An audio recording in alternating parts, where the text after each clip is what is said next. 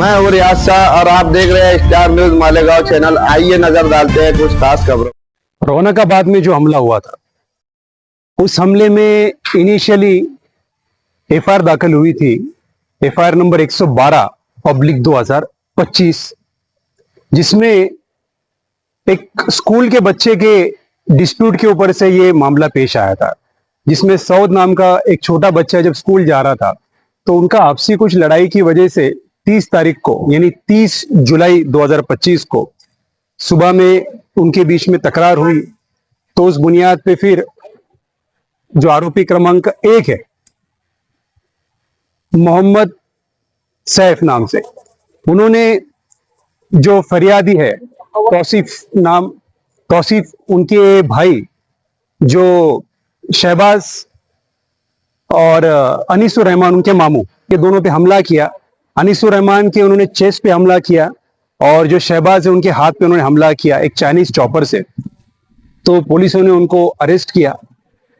हालांकि मामला जो है 30 तारीख को 3 बजे हुआ और एफआईआर जो 31 तारीख को रात में 1:05 पे दायर हुई और पुलिसों ने 1:45 बजे मोहम्मद सैफ को अरेस्ट किया। उसके बाद में जब कोर्ट के सामने पेश किया गया तो पुलिसों ने 7 दिन का पीसी मांगा और उसमें तफ्तीश के लिए कोर्ट ने कुछ दिनों की उसमें पीसी दी। अब इस मामले में जो है हम प्रोसिक्यूशन की तरफ से नहीं, कंप्लेनेंट की तरफ से है। और जब उनको रिमांड में लाया गया तो फर्स्ट रिमांड में उनकी तरफ से चाइनीज चॉपर हस्तगत किया गया और उसी के साथ साथ जो मोहम्मद सैफ है उसका छोटा भाई जो है मोहम्मद कैफ जाबिर, इसका भी नाम उसमें निष्पन्न हुआ, जिसको अब तक अटक करना बाकी है। इस मामले में अगर देखा जाए तो जब इन पर हमला हुआ तो फौरन जो अनीसुर रहमान जो उसके मामू हैं तो उनको मालेगांव के शिफा हॉस्पिटल में एडमिट किया गया और उसके अलावा जो मोहम्मद शहबाज है उनको मालेगांव में फरहान हॉस्पिटल में एडमिट करवाया गया। पर जो सीरियसनेस था और सीरियस इंजरी की वजह से मोहम्मद शहबाज जो है उनको नासिक फर्दर ट्रीटमेंट के लिए ले जाया गया। उनकी सीरियस कंडीशन बहुत ज्यादा सीरियस होने की वजह से और दोनों पे उपचार वहां पर हुआ है। अभी तक उनको डिस्चार्ज नहीं मिला है। उनकी कंडीशन बहुत ही सीरियस है और मुमकिन है कि जो 307 का जो कलम लगा है ये 302 में भी तब्दील हो सकता है। तो अब तक उसमें कोई बेल दायर नहीं किया है, अब तक कोई इसमें बेल फाइल नहीं किया है। मुमकिन है कि कुछ दिनों में उसमें बेल फाइल हो, पर अब तक उसमें से किसी को भी डिस्चार्ज नहीं मिला है और आरोपी नंबर 2 यानी मोहम्मद कैफ का नाम उसमें निष्पन्न हुआ।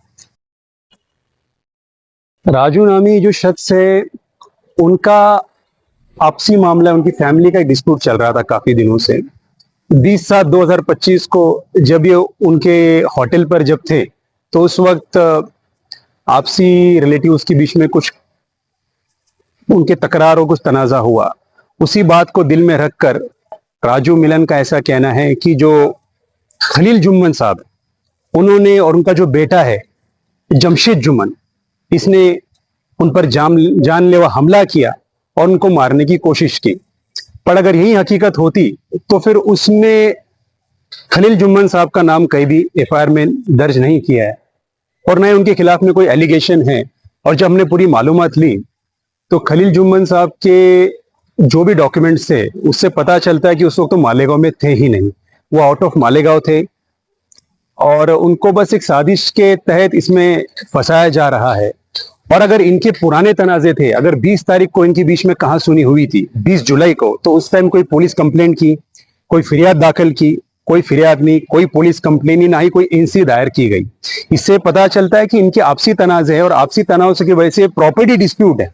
ये प्रॉपर्टी डिस्प्यूट को ये क्रिमिनल मैटर में कन्वर्ट किया गया है और अगर देखा जाए तो वो डिस्चार्ज भी हो चुके हैं। उसी के साथ साथ जो इस्तेमाल किए गए वेपन्स है वो और कुछ नहीं बल्कि एक वुडन स्टिक है, लकड़ी डंडे से उनके दोनों पैर पर और दोनों हाथ पर मारा गया। उसके अलावा 3 लोग उसमें निष्पन्न हुए। गैलेक्सी नाम का एक बंदा है, एक मुजाहिद नाम का एक और एक कुरैशी नाम का एक बंदा है। टोटल 4 आरोपी इसमें अब तक निष्पन्न हुए हैं, जिसमें से जमशेद को अटक की गई है और जमशेद का भी एमसीआर हो चुका है। ये गुलिश्ता दिनों हमारे महाराष्ट्र के एजुकेशनल मिनिस्टर दादाजी भुसे, इन्होंने एक मानहानि का दावा संजय राजाराम राउत, जो कि शिवसेना के एक एमपी है, उनके खिलाफ दायर किया था। उसके खिलाफ में एक इशू प्रोसेस को रोकने के लिए एक रिवीजन ऊपर के कोर्ट में दाखिल किया गया। आज उस एप्लीकेशन पर सुनवाई है और उसमें यही मुद्दा उपस्थित किया गया है कि ये रिवीजन टेनेबल है या नहीं। उसको चैलेंज किया है संजय राजाराम राउत के एडवोकेट की जानिब से। पर हकीकत में ये मुद्दा टेनेबल है, मेंटेनेबल है और ये कंसिडरेबल भी है। इसीलिए आज इस पर सुनवाई होनी है और आज हम दादा भूसे साहब की तरफ से उसमें पैरवी करने वाले हैं और आज इस पर मुमकिन है कि आज ही आर्ग्यूमेंट हो और आज ही इसमें सुनवाई भी। माइनॉरिटी डिफेंस कमेटी के बैनर पर आज ये आंदोलन किया जा रहा है, निवेदन दिया जा रहा है। जो मुंबई की मोकोका कोर्ट ने जो मालेगांव 2008 में भिक्खू चौक में जो बम ब्लास्ट हुआ, साध्वी प्रज्ञा सिंह ठाकुर, कर्नल पुरोहित और उनके तमाम ही साथी ने जो ब्लास्ट किया था और इसके पुरावे हेमंत करकरे साहब ने न्यायालय के सामने, कोर्ट के सामने चार्जशीट के शक्ल में सबमिट किया था। एनआईए ने उसकी तपास की, लेकिन न्यायालय ने उनको निर्दोष मुक्त किया। हमको कोर्ट के फैसले से दुख है, मालेगांव शहर वासियों को सदमा है, हमारा दिल दुखा है और इसके लिए हम राज्य सरकार से हमारी विनती है। पहली डिमांड हमारी है कि राज्य सरकार ने हाई कोर्ट में साध्वी प्रज्ञा सिंह ठाकुर, कर्नल पुरोहित, इन लोगों के खिलाफ में अपील दाखिल करना चाहिए मुंबई हाई कोर्ट में। पहली डिमांड है। और दूसरी डिमांड हमारी है कि जो मालेगांव शहर में ब्लास्ट हुआ और निर्दोष मुक्त हुई साध्वी प्रज्ञा सिंह ठाकुर, उनके समर्थक जो गांधी पुतले के पास में जो उन्होंने जल्लोष किया, जश्न मनाया, उनके ऊपर मालेगांव शहर पुलिस ने कार्रवाई करना चाहिए। मुंबई ट्रेन ब्लास्ट हुआ, वो मुसलमान थे, उनको निर्दोष मुक्त किया गया। देश में एक भी मुसलमान ने जश्न नहीं मनाया। लेकिन अगर मुसलमान जश्न मनाता था तो यही सरकार, यही पुलिस देशद्रोही का गुना दाखिल कर देती, देश से गद्दारी का इल्ज़ाम लगाया जाता था मुसलमानों पर। लेकिन यहाँ पर दूसरी बाजू में जल्लोष किया जाता हिंदुत्ववादी संगठनों के माध्यम से और उनके ऊपर कोई कार्रवाई नहीं, उनको छूट दी जा रही है। इस तरीके का जो सरकार के दबाव में प्रशासन काम कर रहा है, तो हमारी यही डिमांड है, उन पर भी कार्रवाई हो। इसीलिए दो डिमांड को लेकर आज हम निवेदन दे रहे हैं और हमारे साथ में जिन लोगों के घर के व्यक्ति, बच्चे जो शहीद हो गए थे बम ब्लास्ट में 2008 में, उनके हाथों से आज हम ये निवेदन सादर करने वाले हैं। इसीलिए माइनॉरिटी डिफेंस कमेटी ने आज धरना आंदोलन किया है और जो हिंदुत्ववादी संगठनों ने या पक्ष के लोगों ने जो यहाँ पर जश्न मनाया, जल्लोष किया गांधी पुतले पर, ये मैं ऐसा मानता हूँ और डिफेंस कमेटी का ऐसा मानना है कि हमारे जख्म पर नमक लगाने के बराबर है। दो समाज में तेल निर्माण करने के माध्यम इस तरीके का काम किया गया। ये शहर की एकता, अखंडता, भाईचारा को खत्म करने का काम किया गया। इसके ऊपर पुलिस ने और शासन ने कड़क कार्रवाई करना चाहिए, हमारी डिमांड है।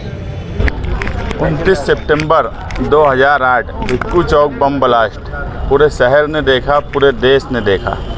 उस वक्त कुछ लोग भगवा दहशतगर्दी के नाम पर गिरफ्तार हुए और उनके पास जो उस वक्त हेमंत करकरे साहब ने तफ्तीश की, तो उसमें ये आया कि हिंदू राष्ट्र के नाम पर कॉन्स्टिट्यूशन को नहीं मानने के लिए इनकी कई मीटिंगें हुई, कई साजिशें हुई, इनकी कॉल रिकॉर्डिंग थी।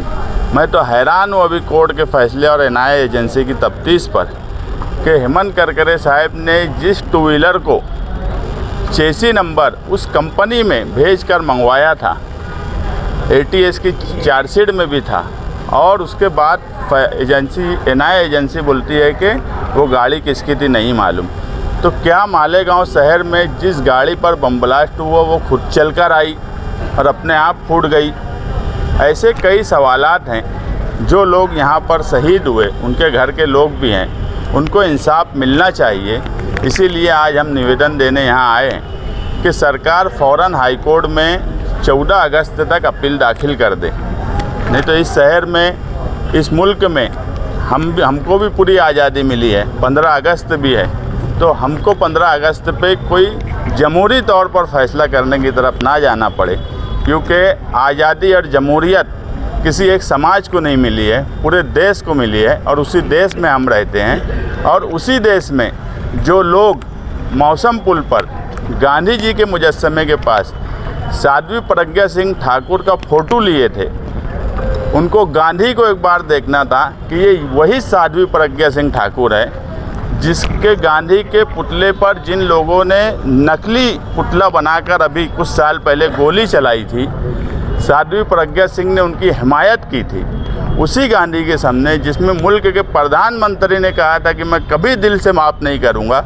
अब वो माफ़ किस तरह से किए उनको ये मुझे नहीं मालूम, मगर उसी गांधी पुतले के पास इस तरह की हरकत करना, उसी शहर में जहां लोग मारे गए थे, वो लोग ये भी नहीं सोचते कि इससे जो लोगों के घर के लोग मारे गए, ज़ख्मी हुए, उनके दिल पर क्या गुजरेंगी।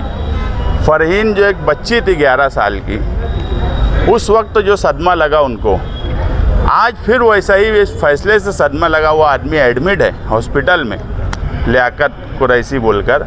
तो उनका, मैं आज उनसे बात किया फ़ोन पर, तो उनका ये बोलना है कि यार मुझे तो ऐसा लगा कि मेरी बच्ची 2 बार मर गई।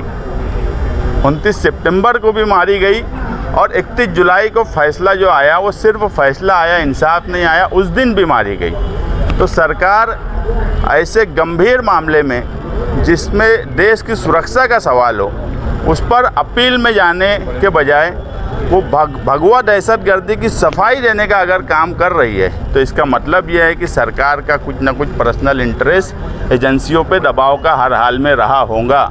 नहीं तो फ़ौरन अपील में जाने की बात होना चाहिए थी। सरकार को सफाई देने की क्या ज़रूरत है। इसीलिए हमारा ये निवेदन है, आज हम माइनॉरिटी डिफेंस कमेटी की तरफ से आए हैं कि 14 अगस्त तक सरकार हाई कोर्ट में अपील दाखिल करे और जो लोग मारे गए हैं, जो लोग जख्मी हुए, उनको इंसाफ दे। इस वीडियो को लाइक करें, हमारे चैनल को सब्सक्राइब कर बेल आइकन जरूर प्रेस करें। हम